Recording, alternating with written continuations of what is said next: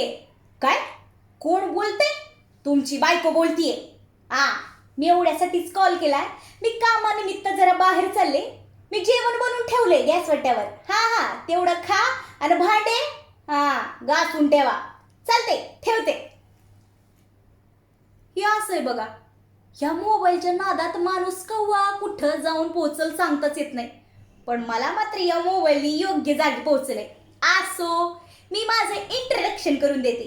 मी पारस गोडबोले, फेडरेशनचे अध्यक्ष. एक मिनिट, आता काही काम यांचं.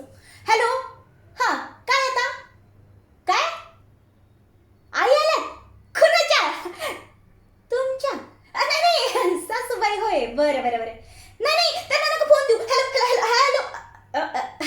हॅलो आई साहेब, बोला की.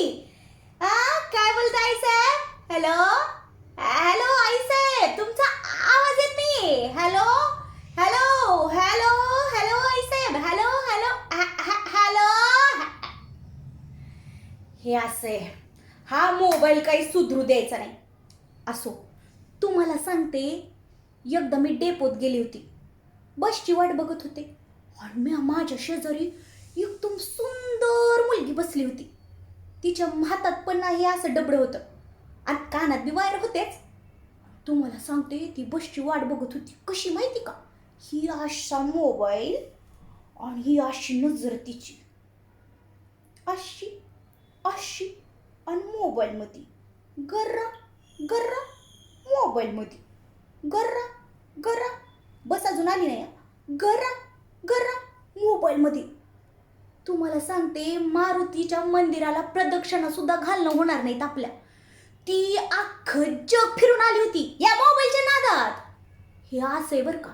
आणि काही मिनिटातच ना तिला फेफरं भरले की. अगो पया मी बघितलं तर तिला असा मोबाईल धरला आणि तिला अशी फेफरं भरली. मी म्हणलं, बया हिला काय झालं? बरं झालं मी जाण्याच्या आत ते फेफरं थांबले, नाही तर काय झालं असतं तिचं. असे